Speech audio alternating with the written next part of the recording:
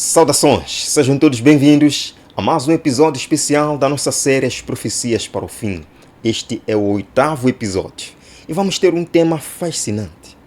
Eu lembro que no tema passado nós falamos sobre a profecia de Daniel 2. Estudamos a grande estátua que Nabucodonosor sonhara, que é uma sucessão, representa uma sucessão de reinos. Babilônia, Medo-Pérsia, Grécia, Roma, os pés em parte de ferro e barro, Europa dividida.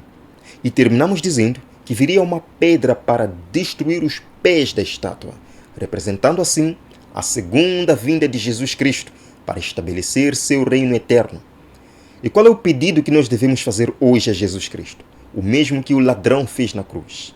Lembra-te de mim, Jesus, quando vieres no teu reino.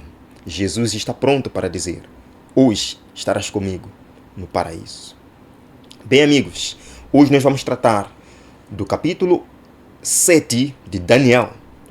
E deixe-me vos dizer que o capítulo 7 é uma ampliação do capítulo 2. Este vai ser um tema super interessante. Convido a sua atenção. No capítulo 7 de Daniel, nós vemos também uma sucessão de reinos, mas agora representados por animais. Vejam aqui nesta imagem. 4 animais surgem do mar. Começamos lendo Daniel 7, verso 1. No primeiro ano de Belsazar, rei da Babilônia, teve Daniel um sonho. Belsazar foi um dos netos de Nabucodonosor, certo? Aquele que no dia em que Babilônia foi destruída estava dando um banquete. E apareceu uma mão e escreveu na parede: o teu reino foi dividido e entregue aos Médios e Persas. Sim, no primeiro ano desse rei, teve Daniel um sonho e visões ante seus olhos quando estava no seu leito. Escreveu logo o sonho e relatou a suma de todas as coisas.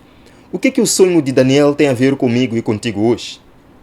Sim, da mesma forma que o sonho do rei Nabucodonosor significava muito para nós hoje, este sonho de Daniel fala de profundas verdades que eu e você precisamos conhecer.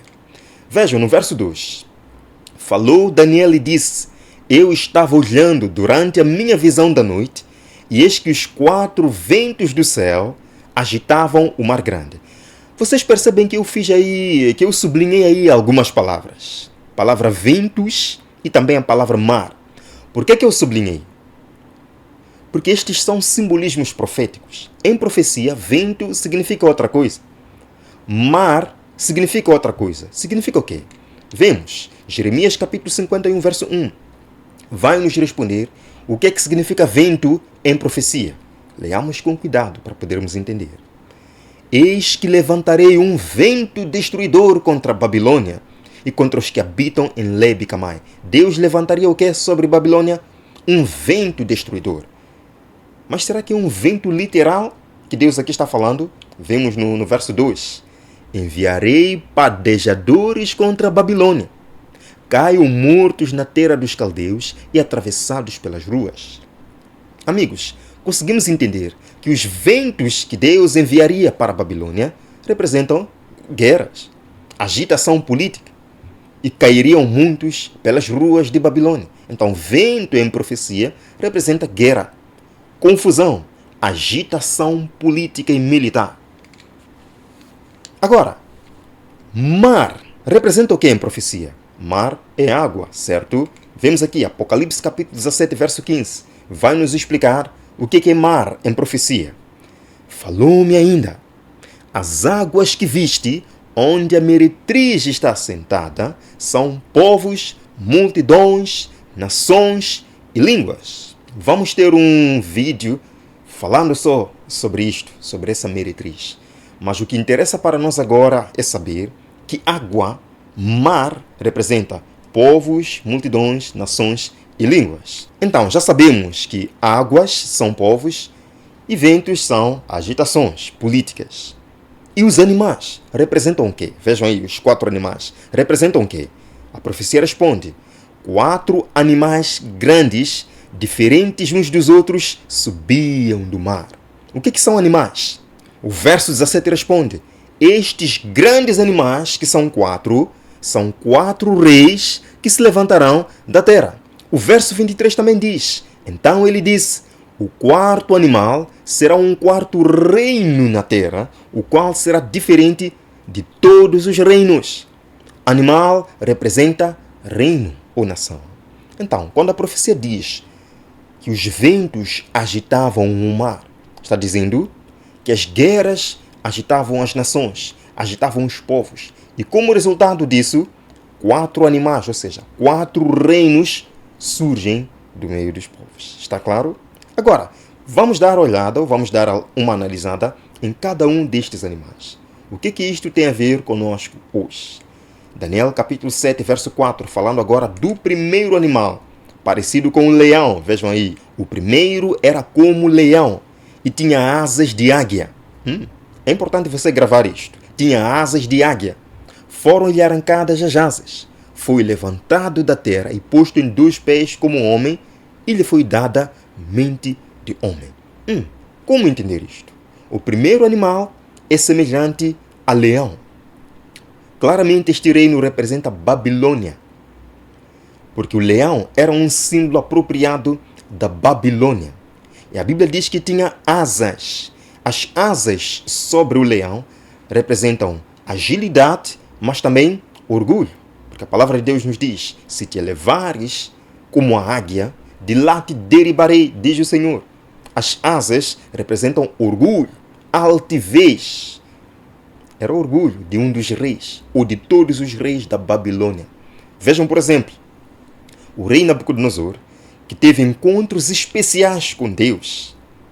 Ele passou por um processo de refinamento, um processo de conversão. Porque ele era muito orgulhoso, tinha asas de águia. Deus o fez passar por esse fogo. Vejam, amigos, o rei Nabucodonosor, depois daquela visão da estátua, continuou tendo mais sonhos. Deus o concedeu mais sonhos. E um dos sonhos que ele teve foi de uma árvore frondosa que crescia. Os pássaros iam aninhar-se. Mas um dia a árvore foi derribada e secou. O rei acorda preocupado. O que isto significa? Mandou chamar de novo os magos encantadores. Não conseguiram. Chamaram Daniel. E Daniel veio para dar a interpretação. Vejam, Daniel 4, verso 24. Esta é a interpretação, ó rei. Este é o decreto do Altíssimo que virá contra o rei, meu senhor. Mais uma vez, Deus provando para o rei Nabucodonosor que é ele quem tem o controle da história, o destino dos reinos. No verso 25. Serás expulso dentre os homens, e a tua morada será com os animais do campo. Dar-te-ão a comer ervas como aos bois. Serás molhado do orvalho do céu. Passar-se-ão 7 tempos por cima de ti. 7 anos, porque tempo em profecia representa ano. Naquele mesmo momento cumpriu-se esta profecia. Ele perdeu o sentido. Foi lançado no campo e comeu erva com os bois. 7 tempos se passaram, 7 anos se passaram e a sua mente voltou, o seu entendimento voltou.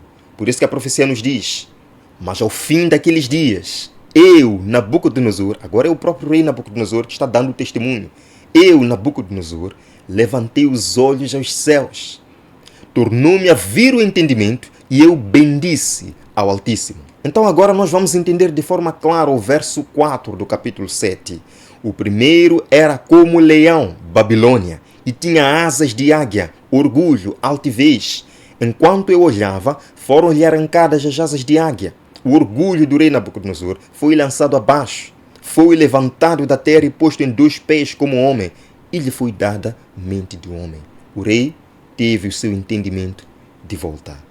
Claramente está falando do reino de Babilônia, que, a propósito, na estátua de Daniel 2, é representado pela cabeça de ouro que dominou o mundo de 605 a 539 a.C. Vamos então para o segundo animal dessa profecia. Verso número 5.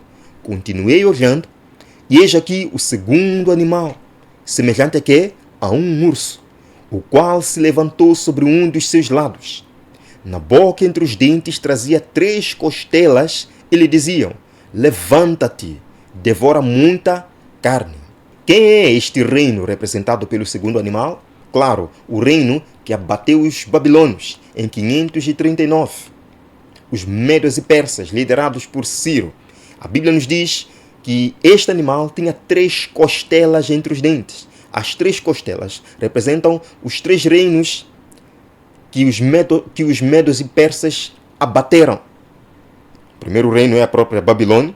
Depois de abater a Babilônia, dirigiu-se ao sul, onde abateu a Lídia, e ao norte, onde conquistou o Egito. Por isso, as 3 costelas entre os dentes. Os medos e persas também aparecem na estátua de Daniel 2 e são representados pelo peito e braços de prata. E dominou o mundo de 539 a 331 antes de Jesus Cristo. Vamos então ao terceiro animal desta profecia, no verso número 6. Depois disto, continuei olhando, e eis aqui outro, semelhante a um leopardo, e tinha nas costas 4 asas de ave. Tinha também este animal 4 cabeças, e foi-lhe dado domínio. Quem é este reino representado pelo terceiro animal? Claro, o reino que derrubou os medos e persas. A Grécia, em 331 a.C., Alexandre o Grande, o poderoso general, ele perdeu a vida aos 33 anos de idade. E depois da sua morte, os seus 4 generais dividiram Grécia em 4 partes. Por isso, as 4 cabeças, meus irmãos, as 4 cabeças, as asas representam agilidade de conquista. A Grécia é representada na estátua de Daniel 2 como os quadris de bronze e dominou o mundo de 331 a 168 a.C. Vamos ao quarto animal.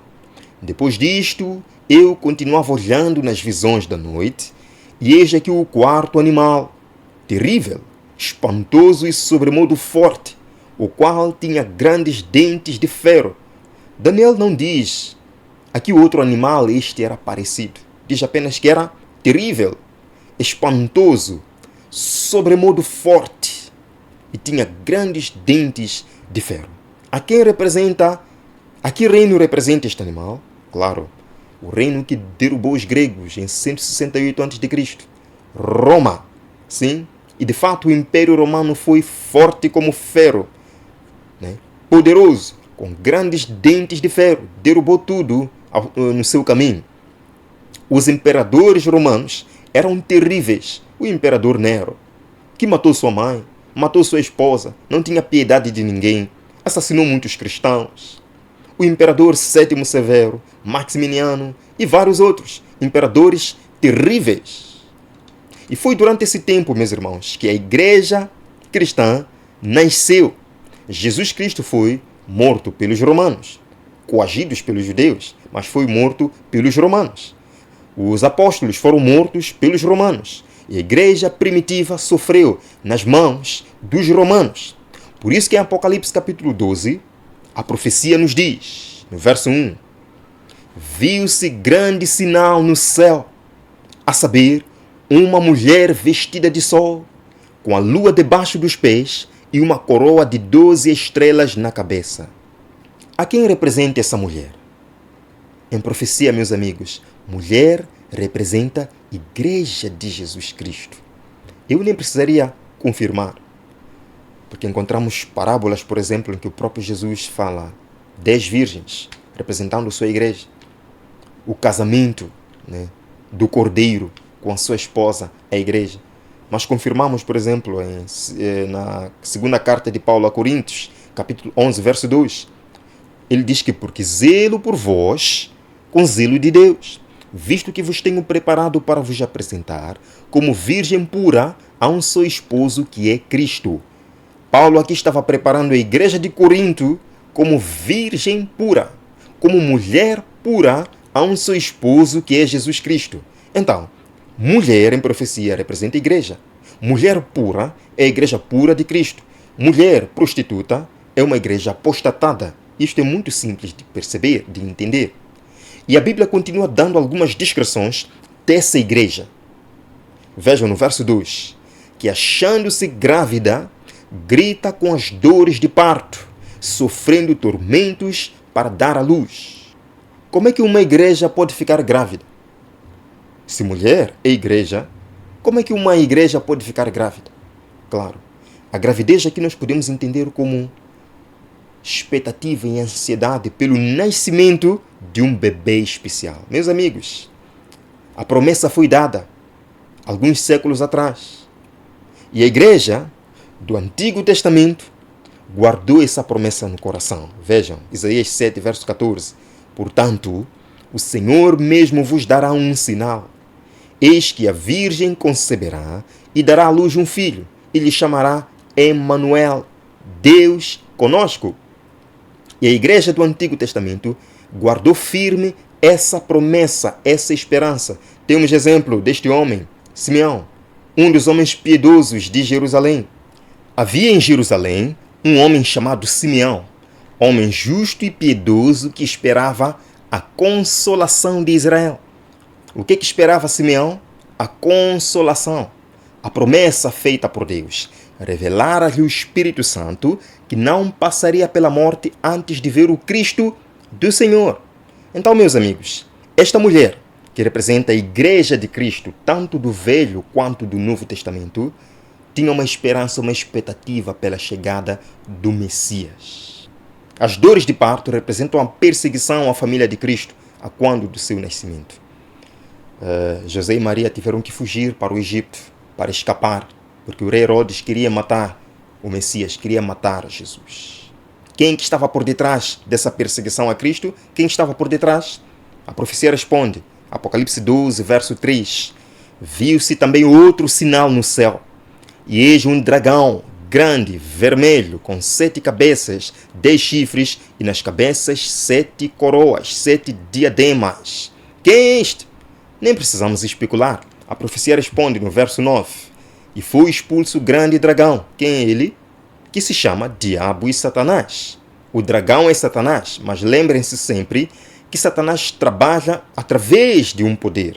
Satanás usa poderes e usou o Império Romano agora para perseguir Cristo. Usou Herodes, um governador romano, para perseguir Cristo. Portanto, o dragão representa em sentido primário Satanás, ele que é o instigador. Mas representa em sentido secundário o Império Romano, pois foi através do Império Romano que Satanás agiu neste caso. Mas com tudo isto, Satanás não conseguiu. Cristo nasceu, cresceu, executou muito bem o seu ministério, morreu para salvar a humanidade, ressuscitou, subiu ao céu. Vejam no verso 4. O seu filho foi arrebatado para Deus até ao seu trono. Claramente está falando de Jesus Cristo.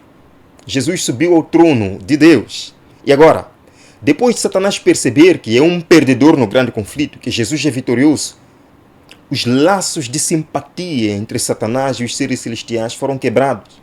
Com a morte e a ressurreição de Cristo, todo o universo viu que Satanás é um homicida, que Satanás não vale nada. Quebraram-se os laços de simpatia e Satanás é expulso mais uma vez do céu. Seus ideais são expulsos do céu. E quando ele percebe isto, olha para a terra, olha para a mulher, para a igreja de Cristo na terra e começa uma fase de perseguição. Meus irmãos, muitos cristãos deram a vida. Muitos foram lançados aos leões, outros nas arenas, para serem queimados. Isto servia de entretenimento aos romanos que vinham para assistir. E agora, conectando esta profecia de Apocalipse 12 com Daniel 7, que está, na verdade, descrevendo o mesmo poder, Roma, que perseguiu os cristãos, e Roma, que é o quarto animal em Daniel 7, a profecia nos diz, Daniel 7, verso 7, segunda parte do verso, ele quem? O quarto animal, Roma, devorava e fazia em pedaços e pisava aos pés tudo que sobejava. Era diferente de todos os animais que apareceram antes dele e tinha 10 chifres. Tinha 10 chifres. Vejam aqui. O que representam esses 10 chifres na cabeça do quarto animal? O que representam os 10 chifres no Império Romano? A profecia é maravilhosa. Ela dá a resposta no verso 24. Os 10 chifres correspondem a 10 reis que se levantarão daquele mesmo reino. Meus irmãos, de Roma viriam 10 reinos. Roma seria dividida em 10 partes. Vejam que na estátua em Daniel 2, Roma é representada pelas pernas de ferro, mas sofreria uma divisão. Os pés em parte de ferro e barro. Vimos no tema passado.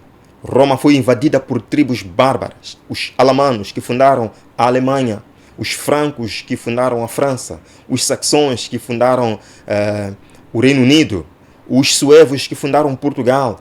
10 nações dividiram o Império Romano. Mas a profecia não para por aqui, meus amigos. No verso 8, continua dizendo: estando eu, Daniel, a observar os 10 chifres, eis que entre eles subiu outro pequeno, diante do qual 3 dos primeiros chifres foram arrancados. E eis que neste chifre havia olhos, como os de homem, e uma boca que falava com insolência. Meus irmãos, 10 chifres já existiam em Roma.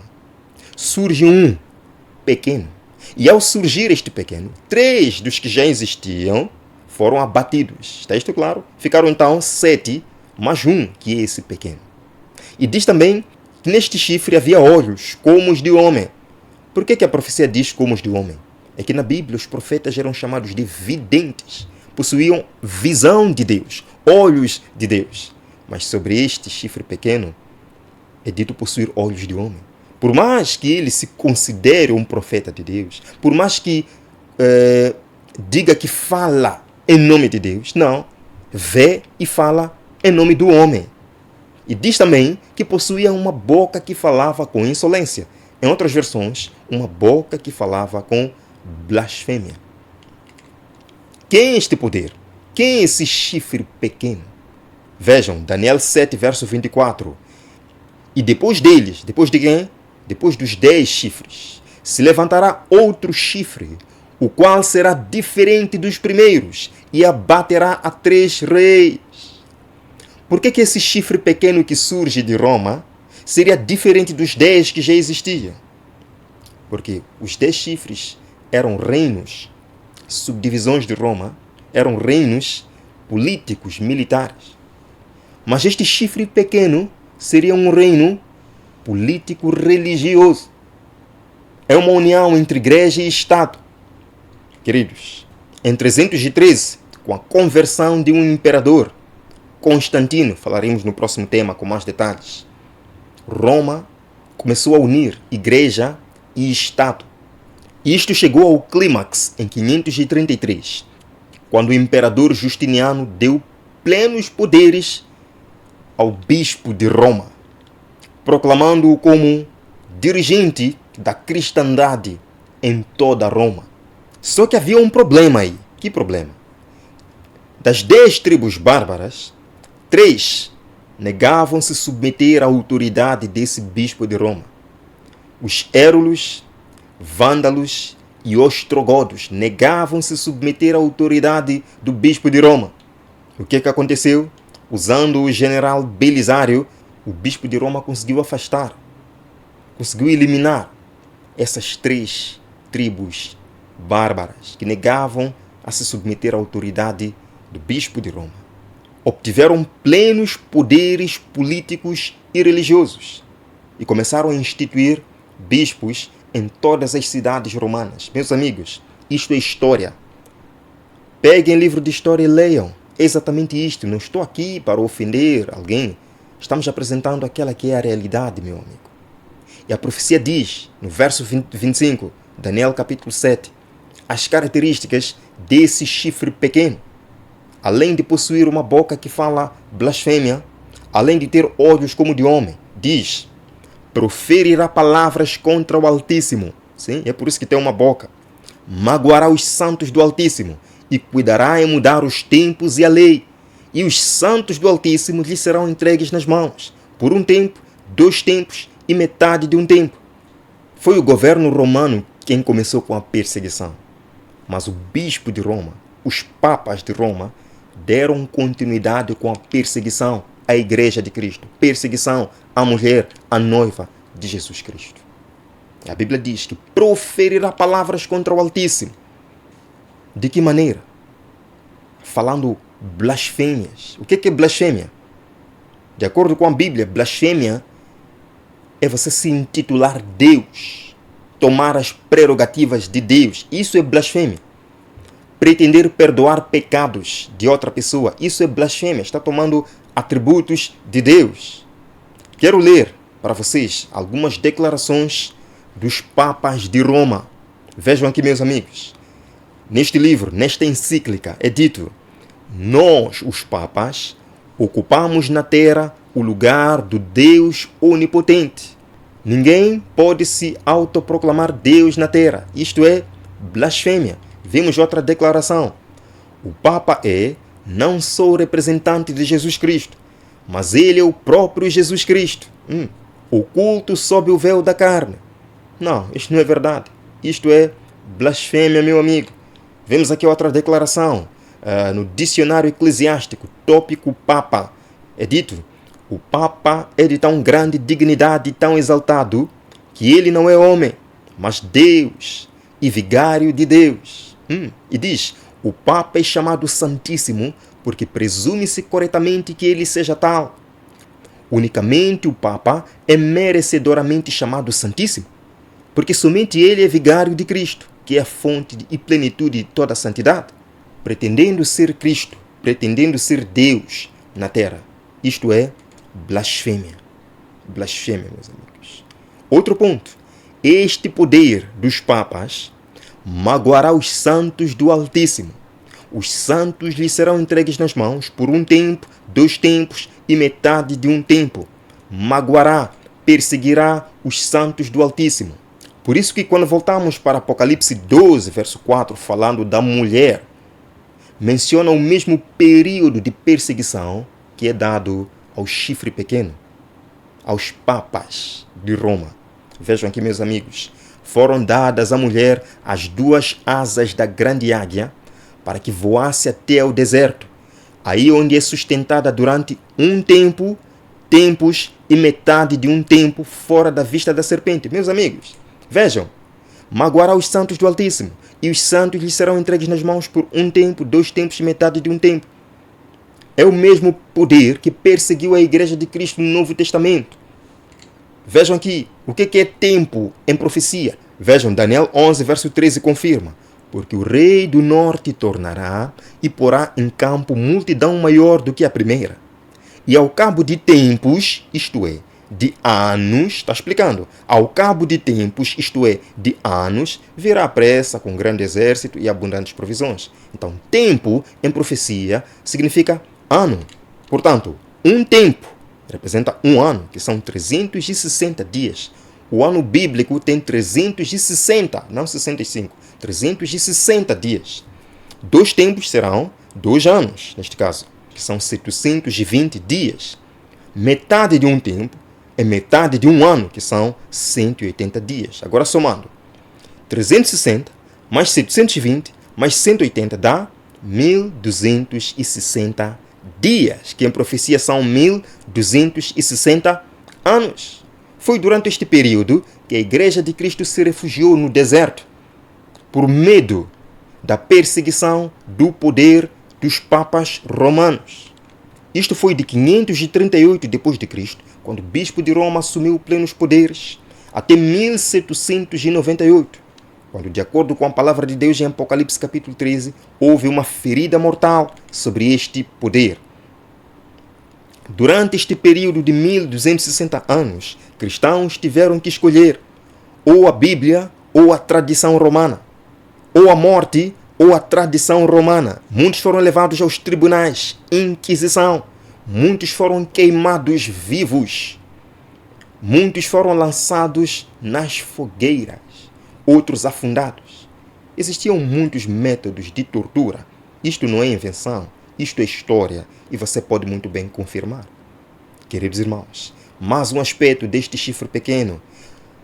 Dissemos que proferiria palavras contra Deus através de blasfêmias, magoaria os santos do Altíssimo através de perseguição, e outro aspecto, talvez um dos mais terríveis, ainda no verso 25, e cuidará em mudar os tempos e a lei. Infelizmente, muitos cristãos hoje dizem que Jesus aboliu a lei, que Paulo aboliu a lei, mas não. A profecia está nos dizendo que um poder tentaria mudar a lei de Deus. De que forma que esse poder dos papas tentou mudar a lei de Deus? Meus amigos, uma declaração. No dicionário católico, artigo o Papa, é dito aí: o Papa é de tão grande autoridade e poder que ele pode modificar, mudar ou interpretar mesmo as leis divinas. É dito que o Papa pode mudar a lei divina, visto que o seu poder não é humano, mas divino.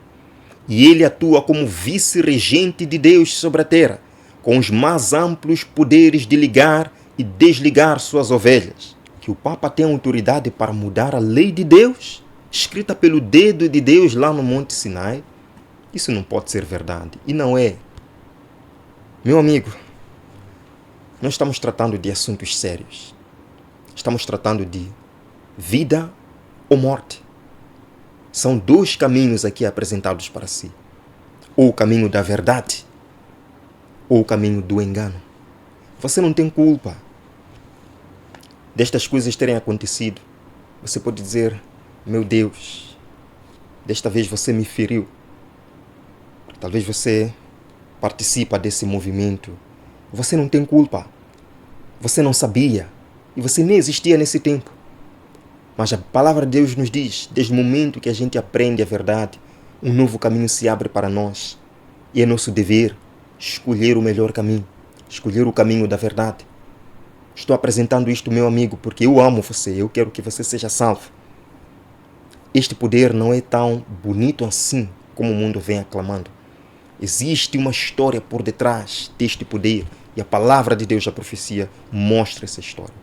Nós ainda veremos no próximo episódio muito mais sobre isto. Mas deixe-me dizer, acompanhe, não desista, não pare, continue acompanhando, aprenda. A palavra de Deus nos diz, examinai tudo, retende o que é bom, continue examinando, retende aquilo que é bom para si. Venha comigo nesta oração final. Obrigado, nosso Salvador, por mais um encontro de profecia nesta noite. Obrigado porque o Senhor nos instruiu. Obrigado porque o Senhor esteve conosco ao longo desta viagem profética. E sabemos que existe um poder que, infelizmente, o mundo vem aclamando, mas que não é assim bonito como o mundo pensa. Cuide daqueles que estão magoados neste momento, daqueles que estão decepcionados neste momento. O Senhor abre a ferida e o Senhor cura. Cure, Senhor, os corações quebrantados devido a esta mensagem de verdade. E abra um novo caminho para nós, para que sigamos a verdade em amor, na obediência à Tua palavra somente. Guarda-nos, Senhor, até o próximo tema, onde irá nos ensinar muito mais sobre este assunto. Em nome de Jesus. Amém. Muito obrigado, meu irmão. Eu o verei no nosso próximo episódio, o 9º episódio desta série especial, As Profecias para o Fim. Até breve.